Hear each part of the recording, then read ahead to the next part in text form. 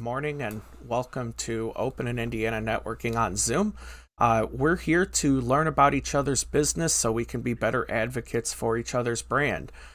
So let's give everyone an opportunity to go around and introduce themselves, the business that they represent, and then our icebreaker question today, which is, what is one thing that you think will be obsolete in 10 years? So Terry, I see you in the top left corner. Welcome back. It's good to see you again. You could go first this morning. Okay, my name is Terry Moore, and I am a certified energy and mindset coach. So I'm all about helping individuals grab their power back from their past and move them into a different frame of mindset to give them a brighter and beautiful future.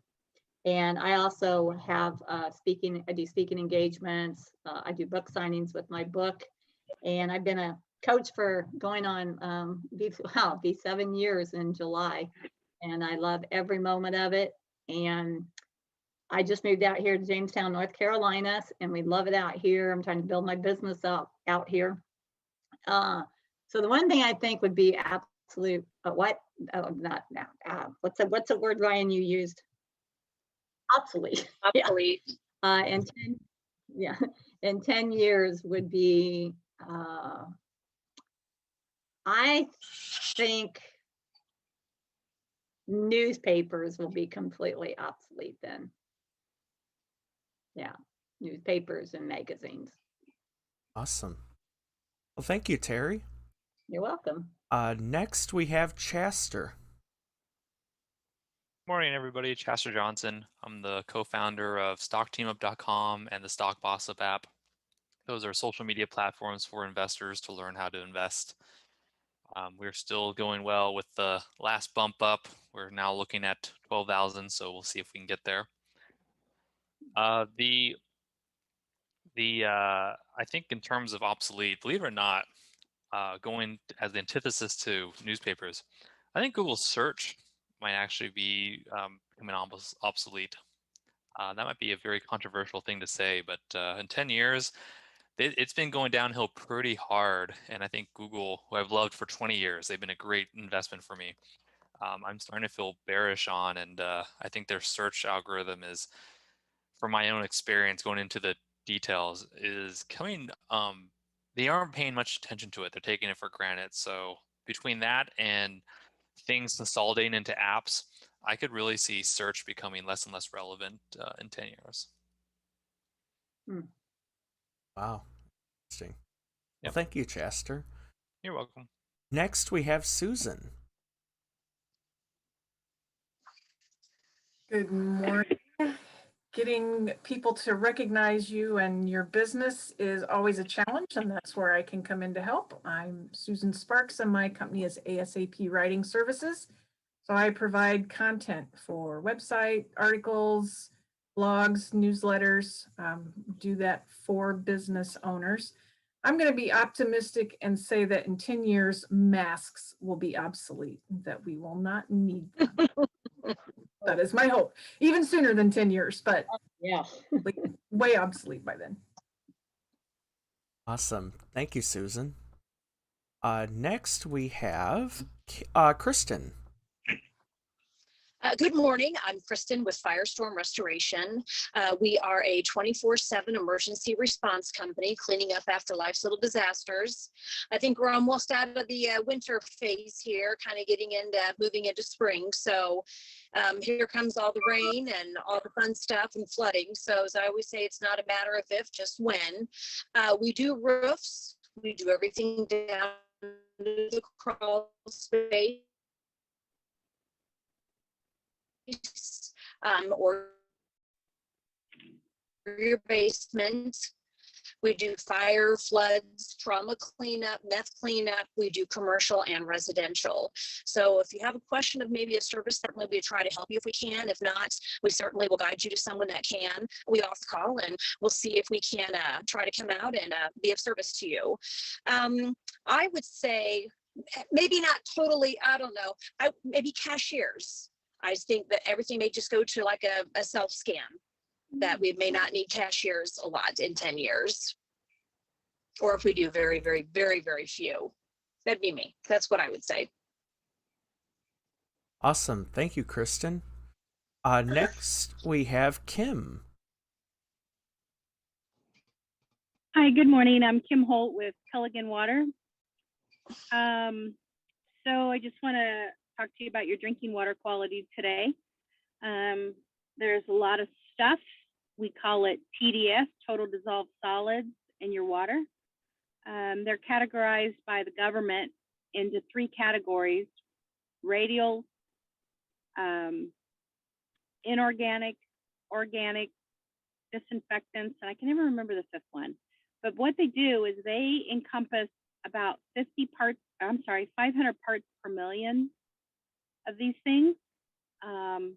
There's a whole listing of them. I carry that with me so that I show customers when I'm in their house what some of these things are. The only way to reduce those is to filter your water. The way that Culligan filters your water is through something called a reverse osmosis drinking water system. We reduce 98.6% of that 500 on average. So like some homes, like for instance in Carmel, Indiana, if I were to go up there and test the water, there would be 660 parts per million of contaminants. Whereas down here in Greenwood, I just tested 500, it was 490 parts per million. And what we do is we put a faucet right at your kitchen sink and allow you to have unlimited bottle quality water right there by filtering it under your sink. So it's a little bottling company right under your sink. The interesting question, I've been thinking about it. I like Terry's answer. I think newspapers will be as well.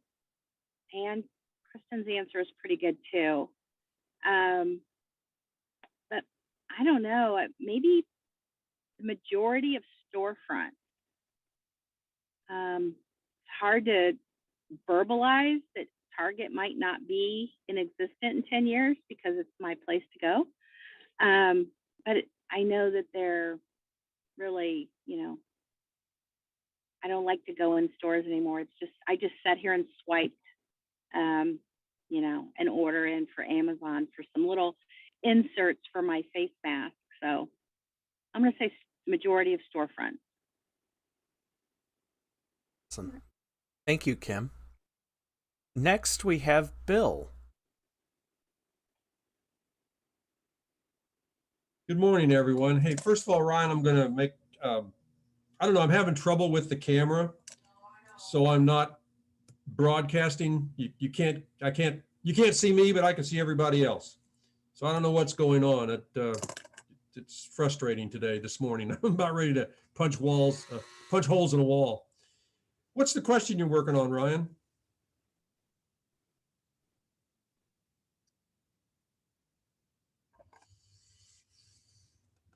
Oh, man. Well, gee whiz. Kim said Target, but I think in some form, I think retail will still be around.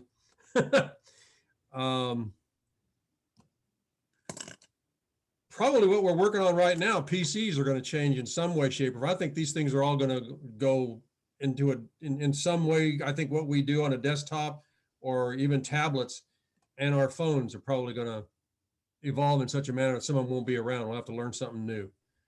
And that scares me to death. And I'll be too old by then, so I won't worry about it. I'll just be dropping teeth out of my mouth. But anyway, Bill Hammond with Primerica Advisors. I'm going to put stuff in the chat, but I'm your full service financial coach, covering everything from almost soup to nuts, just about is what we do today. So that's what I'm looking for. A good referral to me will be, first of all, any individual or that is talking about, they want to learn more about, financial literacy. They're having trouble with their retirement program, understanding it. Because I had a conversation with somebody last week that was having difficulty understanding what their employer was wanting them to do with their 401k. And today, a lot of HR departments, just on a liability issue, just will not talk about it, except in just saying, here's the paperwork, fill it out, and so forth. So I was working with that person just over the phone. So that's what I'm looking for, folks like that, and companies that want someone to come in and do a financial education program that'll talk from how to control your debt or handle your debt all the way up to setting your goals, whatever they may be on the financial side. So Bill Hammond with Primerica Advisors, and that's my story, and I'm sticking with it for right now. Awesome. Thank you, Hey, Bill. Chaster. Yeah. Hey, can you send me the link to that video we did? Yeah, I will do I that. didn't get it if you sent it, but I would appreciate it. I think I'll send it to you again. No problem. Send it to me again, or is it on YouTube? It is on YouTube. It is still on private, but I'm gonna make it public soon. Okay, well, send me the link then, and then I'll go with that, because I was looking for it and I thought, gee whiz, maybe I blew it away by accident. So I'll yeah, send it if to you do again. that, I'd appreciate it. Thanks.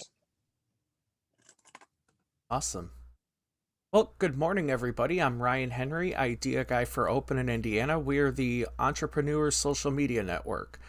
So we are looking for small businesses that are doing something they're passionate about and looking for new ways to promote their business to a wider audience. To answer the question today, honestly, I think eat-in dining is going to be obsolete in 10 years, and I think that's going to happen a lot sooner than that. There are a lot of costs involved with both staffing and keeping an area clean in a restaurant setting, and I think the concept of takeaway service and outdoor dining will almost completely replace eat-in dining experiences, at least for decades to come. So kind of a depressing outlook there, but I kind of think that's where the world's been forced to right now. So anyway, a quick announcement coming up this month on the 25th. We are doing a workshop called Cool Things You Can Do on LinkedIn. So that's 11 o'clock a.m., runs until noon. We're going to talk about the basics from getting your profile worked out to making sure your business is active on LinkedIn as well. So at this time, I'd like to introduce our speaker today, Susan Sparks, who is the owner of ASAP Writing Services, and she is going to share with us why every small business needs a media kit. So, Susan, you have the floor. Thank you very much. Let me share my screen here real quick.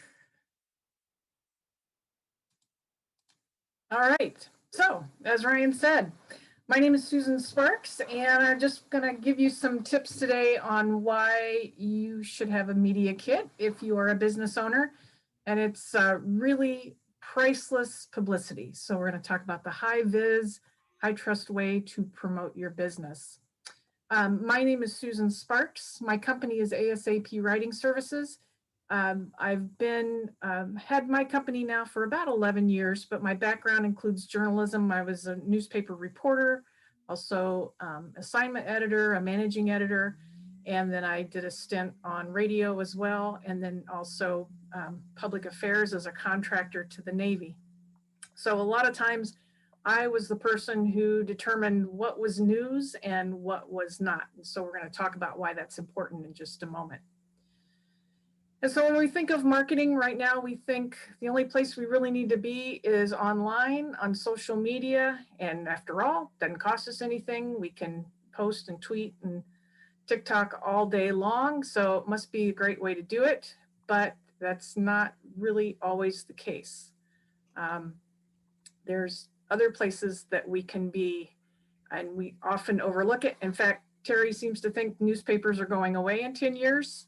That's hard to take. It kind of gets me right here since that's where I started, but there's still thousands of outlets that need content, and they need it every day. So the opportunities in mainstream media, such as TV, radio, and print, and then there's also still a lot of organizations, right now they're meeting virtually, but conferences, associations, groups such as this networking opportunity, chambers, I mean, there's all kinds of opportunity out there, and sometimes we just have those social media blinders on and forget that that's a possibility. And part of the problem too is a lot of what we thought used to be free opportunities, such as guest blogging or being a guest on someone's podcast or their broadcast or whatever that might be, a lot of those are shifting now to a pay to play kind of model where you're paying to be on there. So, it makes sense. You're getting access to their list, but if you don't have to pay for it, why not? So just a couple stats that I pulled off. There are still over 1,700 commercial TV stations this is just the US alone, 15,000 radio stations on the air. And even though we think a lot of us are listening to Audible and podcasts, the average listener is on about 12 hours a week. So that's a lot of opportunity. And there are still over 1,200 daily newspapers. That's not counting little weekly publications or ones that are just kind of dialed back to 2 or 3 times a week. So virtually there's all kinds of opportunity still out there. As far as appearances on conferences and different things, there's more opportunity than ever. We've all kind of adjusted to this idea of meeting by Zoom, and that's ideal because now there's no cost for travel, and it expands your reach as well because now virtually there's no geographic limits.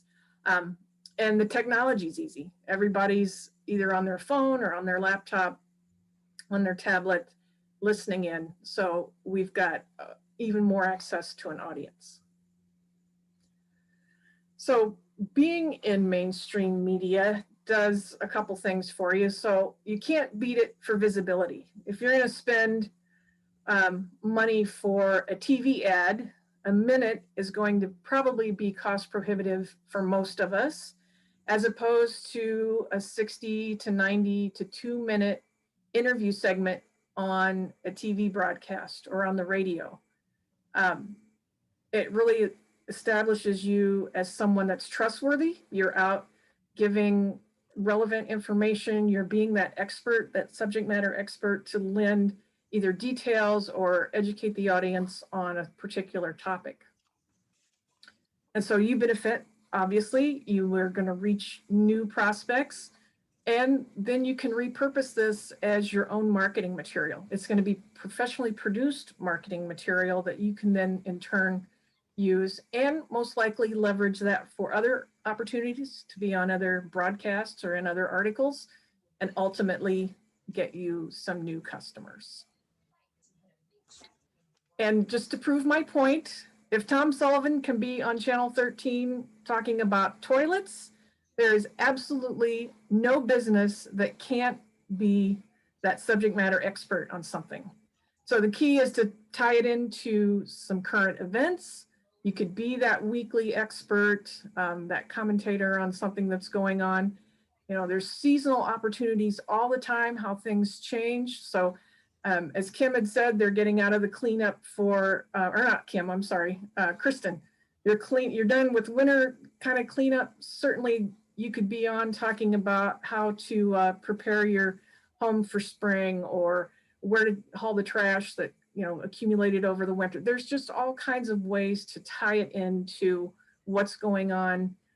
Even if it's not a newsworthy event, you can always make an event that would go with that. If you have a book you want to promote, there's ways to get out and spread the word on that. Promote special events. Maybe your company's sponsoring a shred day or something like that. But the biggest thing is we need to be prepared, because there's nothing worse than sitting around watching the news and maybe a law is passed or there's an event that pops up that you would have a perfect tie-in for. And then it's like, well, they should do me. But did you have your pitch letter ready to go or a biography? Chances are you didn't. So now's a perfect time to prepare all that, and then you can tweak it depending on what current event or situation crops up, and you can get that sent off. So let's talk about what a media kit does. And the number one job is to make the interviewer, the reporter, the news producer's job as easy as possible. So as I said before, my background is in journalism, and as an editor, I can remember how thankful I was to receive a story idea. Either somebody would call or mail in something. It serves a great purpose because it makes sure that we're covering what's going on with people in our community. It adds that element of unbiased reporting because now we're going outside experts. And it really, you can't keep your finger on everything. So the local radio DJ probably doesn't even remember that you have a business. So it's your job to promote yourself to them. And again, it positions you as that subject matter expert, building that visibility, the credibility, and ultimately trust. So it's important you are there as a helpful resource. So this is really what falls under the heading of content marketing. You're not there to sell. You're going to have an opportunity maybe at the very end to add your website or how to contact you, but you're being that helpful resource. You're educating your market. Even if it's 5 ways to spend less money on a mattress, right? It's something we want to know. As consumers, we don't want to be taken advantage of. We don't want to appear naive or out of the loop. So the more we can be educated, the more comfortable we're going to be when it comes time to actually do make a purchase. So it's just some of the basic items that your media kit should include, and I'll go into these a little bit deeper. The cover letter, or actually a pitch letter, a biography, a boilerplate and introduction, some suggested interview questions, and either some tips or testimonials to kind of back up what your material is. And then depending on what else you're doing, you might be promoting, again, a book or a workshop or that type of thing. If you want some other audiences like educational groups and such, you can add your speaking topics. And if you do promote a book, then a short synopsis or an overview of the book is something also to include. But we're going to stick with just the basic items today. And so the pitch letter is really this, and it's to a company, whether you're sending the entire kit or you just want to first make that contact with the producer or the editor or the meeting professional. And you want to think in terms of headlines. This is not, hey, I know all about banking. I've been in banking for 25 years and I could be on your show. That's not what they care about. They get those all the time. And it's not, they're not the one that needs to come up with the story idea. So again, think in terms of headlines. Maybe there's a new statistic out on maybe restaurants are going away in 10 years. So, and you could be that person that could speak to how the trend is changing, or again, just being an advocate for helping customers make better buying decisions. So any way that you can think in terms of a headline is what you want to lead with. You want to have that headline, that key takeaway right at the very start. You'll still introduce yourself. That's what the rest of the material is for. But right now you want to plant the idea of why this story is important and invite them to read the rest of your media kit.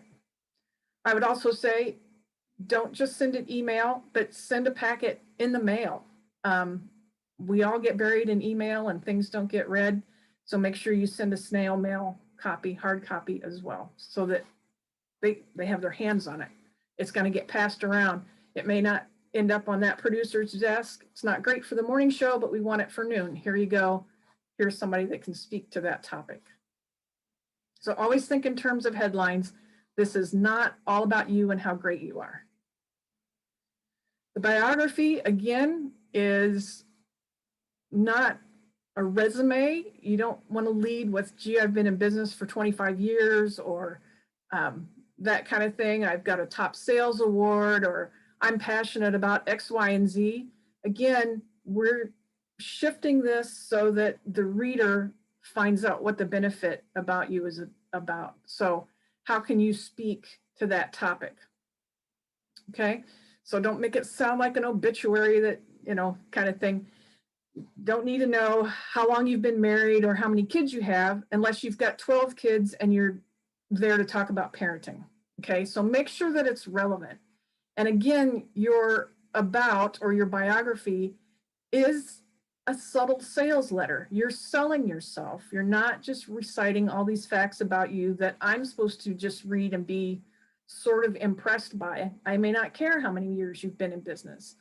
Okay, so make sure that we're thinking in terms of the recipient so that they can get to the meat of the matter of why they want you as a guest. Also include an introduction or your boilerplate. So it's really just a sentence or two. And again, you can kind of lead with something other than, hi, my name is. You know, you may be an expert home remodeler. So, you know, locally, hey, the governor's mansion that's been redone on Meridian Street was done by Frank Mustard of Mike's Home Remodeling kind of thing. Again, these appear either at the end of a news article or as they're promoting you either on a news program or that sort of thing. So write up a very good one because, again, these editors and news producers and such, they're busy. They don't want to, you know, the less work they have to do to get you on the air with them, the better. So do as much as you can for them. It shows that you're professional.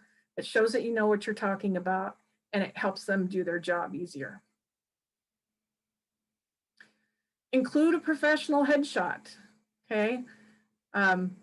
One that jives with your branding. So obviously Tim Ferriss gets away with a t-shirt because he's the 4-hour work week. But if you are a buttoned up attorney and you know, have a picture of you in a flannel shirt and a pair of coveralls, may not be as good. So we all know better.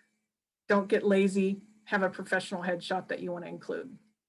And that could be on your website where they could download it, or a link in your media kit for that.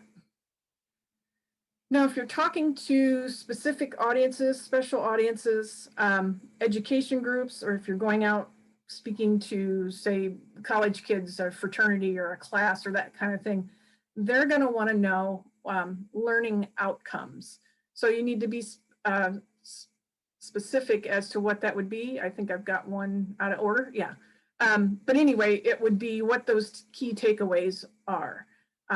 If you're the financial planner, your presentation will at least show that students will learn how to balance their checkbook and read a credit report and read a rental contract. And really, you don't have to get too deep in the weeds with that, but they want those specific metrics so that they can justify having you speak to the group.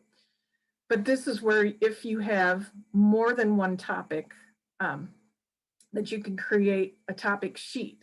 And this is where you would include who your ideal audience is for, the key points again that you were going to talk about. Now, I will back up just a second. In your pitch letter to be on the air, you don't want to flood them with, hey, I can talk to you about these 3 things. That's not what you're leading with. You still need to lead with that one main idea, that one headline. But this is certainly something, especially if you've got content that you've prepared for other options, just to include that with your kit, because then they can kind of get thinking. They may not need you right this minute for how to, you know, claim roof damage on your house, but maybe, you know, in another month when they're doing a special on smoke alarms or whatever, you might be that home remodeling expert that they want to talk to. So don't be shy. If you've got those other topics, just don't lead with that. You want to just have that one main idea to get their attention so that they're interested in having you on. And then you can also do what's called a one sheet. So if you have several presentations, that type of thing, you can scale it down to 1 page. It's got everything on it. It's got your picture. It's got an about you. It's got your speaking topics. But again, I would not send this without a pitch letter. If you're just sending this, they're going to go, why did I get this? You want that letter to lead off with what topic you want to speak to and why you'd be a good choice. Now, one of the things that happen sometimes, and what's turns very awkward is if an interview goes off the rails a little bit and maybe you get thrown a question you weren't prepared for, or for a lot of times in a program, the reporter or the person that's going to be interviewing you live on the air has just finished talking about another subject totally unrelated. They turn around, now they've got you to talk to. Maybe they didn't have a chance to review who you were again, and you don't want to lose all the energy of this potential great interview by, so tell us about your business, right? So having some sample questions or suggested questions helps you kind of stay in control of that interview. That way you can dive right into the matter. You can, again, you're presenting your information just like you would any other news article. So back in the old days of journalism 101, your lead is the absolute most important. And as things went down further, if something had to be cut, it wasn't the critical information. So you want to kind of structure your suggested questions that way too, is to really get that main point out there right off the top of the bat. And then I would also suggest that one of the last questions is, where can listeners or viewers find more about your business, or how do they contact you? And that's your little chance then to get your plug-in to sell.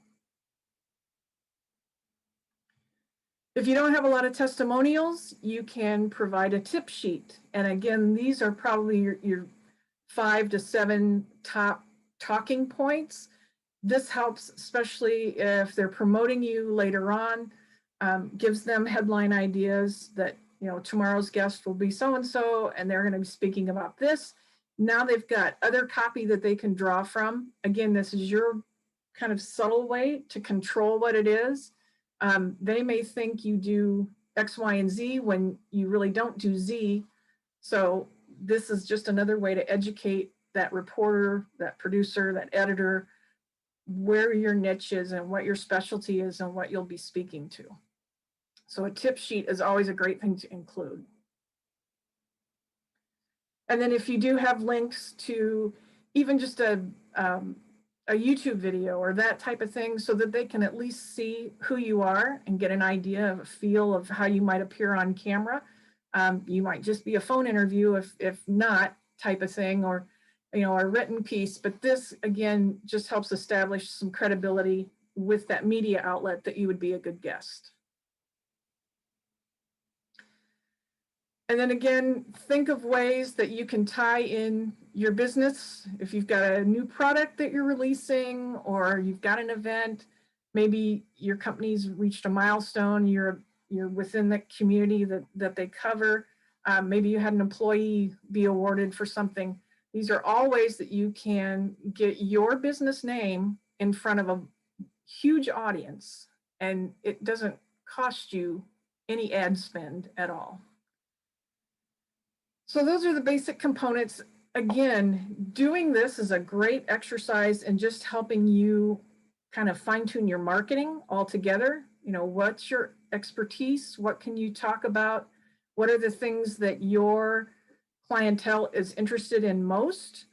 Think about misconceptions about your industry or your business that people have that you can now use a media appearance to kind of straighten that out, type of thing. So there's all kinds of ways you can benefit from this. And then the beauty of this is you may have a nicely published article, you'll have a video clip or maybe an audio clip, and now you can turn around and use that for your marketing. You can repurpose that all kinds of ways.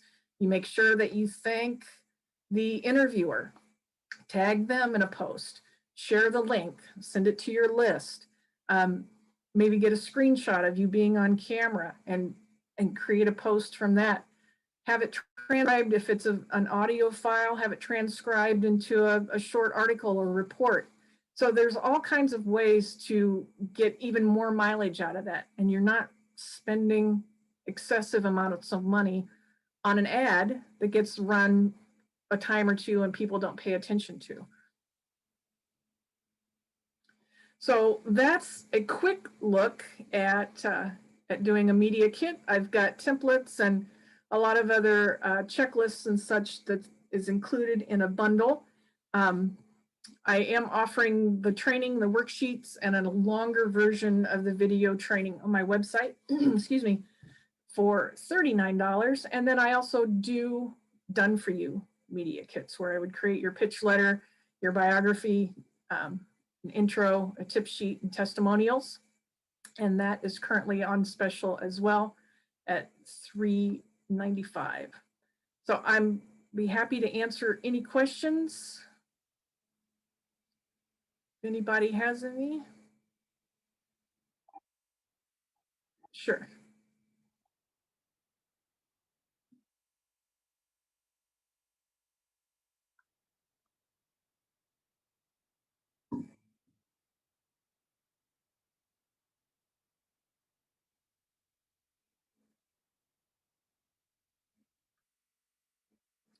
So a lot of that are very community based is especially if you've been perhaps a brick and mortar store in a community for years. That just kind of helps to demonstrate the longevity, the life of the community, the viability of the community. So any way that you can tie in another promotion of not only you, but your customer base or how the community has supported you or that type of thing is one of those more positive types of features that media outlets like to cover. They don't all want to do doom and gloom news. So whenever you can send them a good news story, it's certainly something that they would appreciate.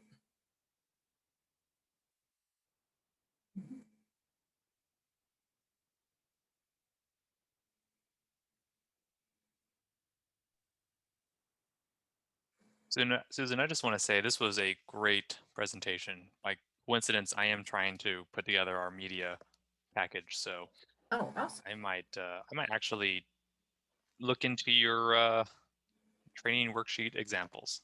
Great. Well, I'd be glad to help you out. So Awesome. Yeah, my contact info is in there. I probably will reach out to you. It's good stuff. cool. All right. Sounds good. Now, Susan, what was the specials again you were offering? I'm sorry, I'm dealing with my dog barking. Oh, well, I have the template training there for $39 where you could do it yourself, or I do a done for you package where I would write your pitch letter, your biography, intro, and the tip sheet and testimonials in a package for you. And that's $3.90 for right now. That's usually a $7.50 package. Okay, thank you. Mm-hmm. Great presentation. Thank you. I'll put that link for the other in the chat box here if I can. I don't think I see it. There we go. I do have another question if I could ask one real quick. Sure. Susan, me being new here in this city, I don't know where the TV stations are. I don't know what TV stations are really actually on here. What would you suggest a newcomer do to get their name out in a new city? Well, there are several online sources that you can put a press release out that you've relocated your coaching business. I do have a lot of links in my my book that goes with this bundle that's got links to all the radio stations and TV station contacts. You can look on LinkedIn for TV stations or radio stations in your area. Look under media groups because not too many are just small town single standing entities anymore. They're usually owned by a larger chain. So you can look through that and then just narrow down for who might be in your immediate market. And again, virtually you can just kind of go as big of a scope as you want with that. Okay, thanks. Mm-hmm.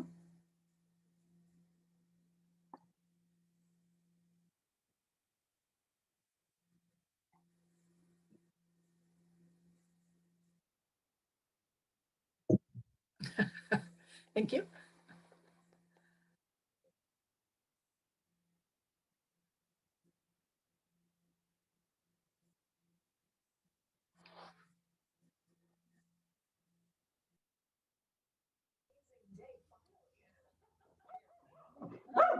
I'm sorry. Ryan, I put it in the chat. People can see it. There's a special event about leaving a legacy that's going to be done with Primerica. It's a Zoom event. It's on March the 19th. It's a Friday. It starts at 7 o'clock. It'll probably go about 45 minutes. I've got the Zoom ID and the password to get in. It's free. It's open to anybody who might be interested in, how you can leave a legacy. So it's in the chat with all the information you need to get in. And that's March the 19th. Awesome. Thank you, Bill. Any other events or announcements?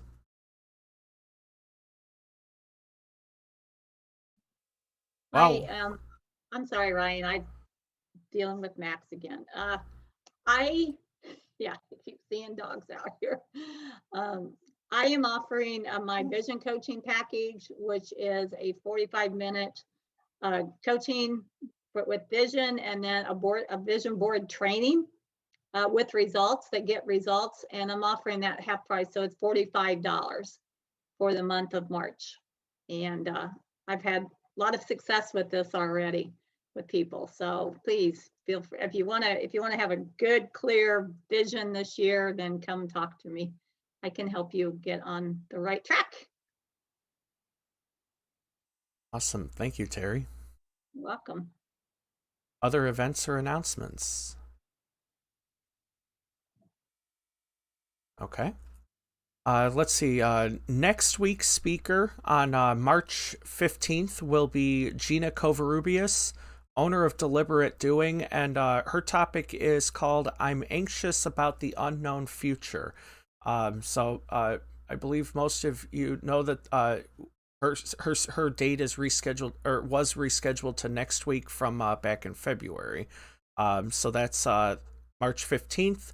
The following week, March 22nd, we have Doctors Rachel Holliday and Dr. Lindsay Moore Ostby from Indie Direct Docs, who will be our speakers that week. Coming up on March 29th, we have a lady by the name of Denise Prawl. She is a referral marketing strategist at Whiteboard Learning, and she is going to share with us how to keep your funnel full. So this was Denise was the person I was able to reach out to, who is a sales expert, to come in and share with us more about that topic. The following week, April 5th, Terry Moore, who's on our meeting with us this morning, will be talking about building your vision board. So that's April 5th in this meeting, followed by the 12th, Mike Crumbo from the Greenwood office of SCORE is going to share more about what SCORE does and how anyone can take advantage of it. So those are our upcoming events. If there are not any other announcements, we'll go ahead and wrap it up a few minutes early today. All right, man, we're a quiet bunch today. So everyone, have a safe, happy, and productive week. Join us again next Monday at the same time. So take care, everyone. Thanks a lot, Ryan. Bye, everyone.